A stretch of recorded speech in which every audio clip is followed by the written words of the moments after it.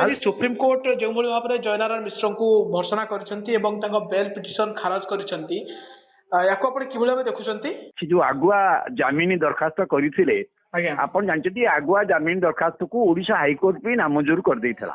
ଆଜ୍ଞା ସେ ଯାଇଥିଲେ ସୁପ୍ରିମକୋର୍ଟକୁ। ଆଜ୍ଞା ତା ଭିତରେ ନିର୍ବାଚନ ବ୍ୟାନ୍ ସରିଗଲା, ସେ ନିର୍ବାଚନ ପାଇଁ ଭୟଭୀତ ଥିଲେ, କିନ୍ତୁ ନିର୍ବାଚନ ସରିଗଲା।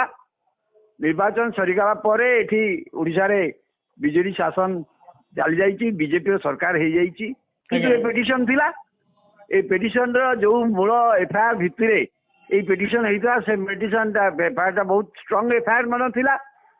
ତାକୁ ହିଁ ନେଇକି ଜୟନାରାୟଣ ମିଶ୍ରଙ୍କ ଆଚରଣକୁ ସୁପ୍ରିମକୋର୍ଟ ଆଜି ନିଶ୍ଚିତ ଭାବରେ ଗୋଟେ ଭାବରେ କହିଲେ ଭର୍ସନା ବୋଲି କହିପାରିବେ। କିନ୍ତୁ ଓଡିଶା ସରକାରଙ୍କ ତରଫରୁ ସେଇ ମାମଲା ଯଦି ଦେଖିବେ, ଓଡିଶା ସରକାରଙ୍କୁ ଦିଆଗଲା, ପୋଲିସ ଡିପାର୍ଟମେଣ୍ଟ ଦେଲା ଯେ ଆମେ ତାଙ୍କ କଷ୍ଟଡି ଚାହୁଁନା, ଆମେ ଆଉ କଷ୍ଟଡି ତାଙ୍କର ଚାହୁଁନା।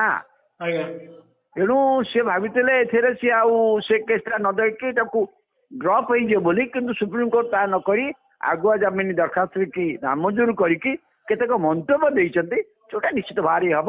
କିନ୍ତୁ ଓଡିଶା ସରକାରଙ୍କ ଷ୍ଟାଣ୍ଡ ଥିଲା ଯେ ତାଙ୍କର କଷ୍ଟଡି ଆବଶ୍ୟକତା ନାହିଁ। ବର୍ତ୍ତମାନ ସେ ଏଇ ଆଗୁଆ ଜାମିନ ଦରଖାସ୍ତ ନାମଞ୍ଜୁର ହେଲା ପରେ, ଯେହେତୁ ଓଡିଶାରେ ବିଜେପିର ସରକାର ବି ଅଛି, ସେ ପୋଲିସ ଥାନାରେ ହାଜର ହେବେ ଏବଂ ସାଙ୍ଗେ ସାଙ୍ଗେ ଥାନାରେ ତାଙ୍କୁ ଜାମିନ ଦେଇଦେବେ, କିଛି ଅସୁବିଧା ନାହିଁ।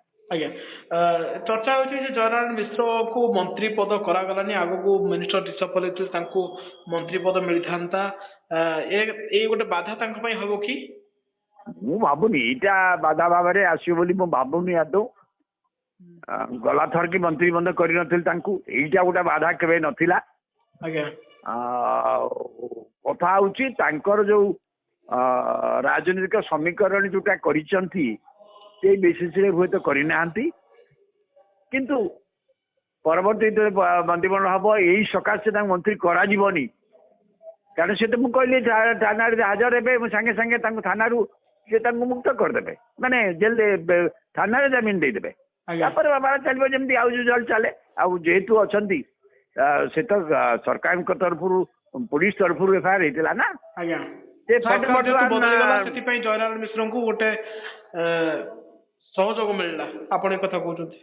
ନାଇଁ ସହଯୋଗ ମିଳିଲାନି, କିନ୍ତୁ ସୁପ୍ରିମକୋର୍ଟ ଯାହା କହିଲେ ଦେଖନ୍ତୁ, ସୁପ୍ରିମକୋର୍ଟ ତ ତାଙ୍କୁ ସେଥିରେ କୌଣସି ଇଏ କରିନାହାନ୍ତି, ବା ଜାମିନ ଟାକୁ ନାମଞ୍ଜୁର କରିବା ସହିତ କିଛି ମନ୍ତବ୍ୟ ଦେଇଛନ୍ତି। ଯୋଉ ମନ୍ତବ୍ୟଟା ତ ନିଶ୍ଚିତ ଭାବରେ ଜୟନାରାୟଣ ମିଶ୍ର ପାଇଁକା ଟିକେ ଆପଣ କହିପାରନ୍ତି ଇନଡିରେକ୍ଟ ଭର୍ସନା ବଢିଆ ହେଲା। ତେଣୁ ସେଥିରେ ପିଟିସନ ଆଗରୁ ହେଇଥିଲା, ସିଏ ଅରିଜିନାଲ ପିଟିସନ ଉପରେ କରିଛନ୍ତି, ଅରିଜିନାଲ ଏଫଆଇଆର ଉପରେ କରିଛନ୍ତି। କିନ୍ତୁ ବର୍ତ୍ତମାନ ପରିସ୍ଥିତିରେ ତାଙ୍କର କଷ୍ଟଡି ଆବଶ୍ୟକ ନାହିଁ ବୋଲି ରାଜ୍ୟ ସରକାର କ୍ଲେମ କରିଛନ୍ତି ଏବଂ ସେ ମଧ୍ୟ ହବ।